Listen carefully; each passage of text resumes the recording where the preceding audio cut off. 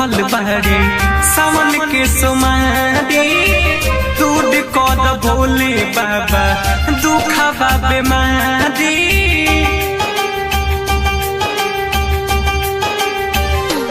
हाँ हाँ हमारे खाते भूखल बाड़ी सावन के सोमारी दूध कद भोले बाबा दुखवा लाचारी।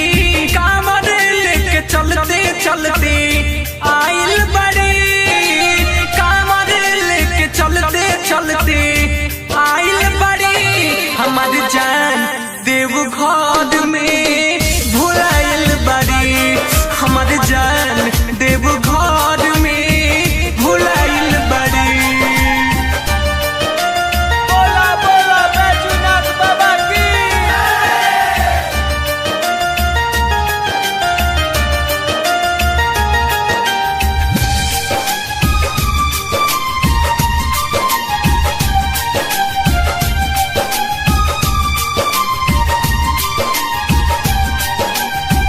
नियम से कह देबू तोहर से बकाई मन ले बिया ढारी जल हर साल आई।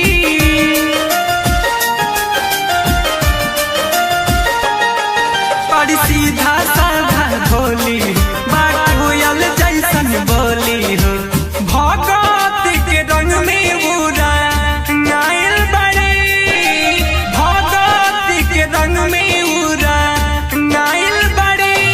हमार जान देव घर में भुलाइल बड़ी हमार जान देव घर में भुलाइल बड़ी। बोला बोला बैजूनाथ बाबा की।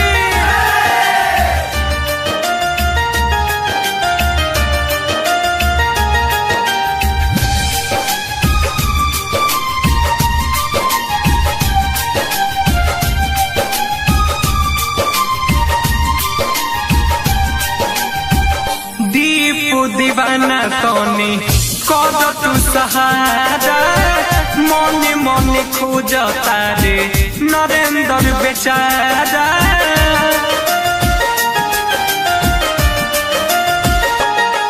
हथवा से हथवा बिछुल गई हमारा से बड़का भूल भइल बेल पात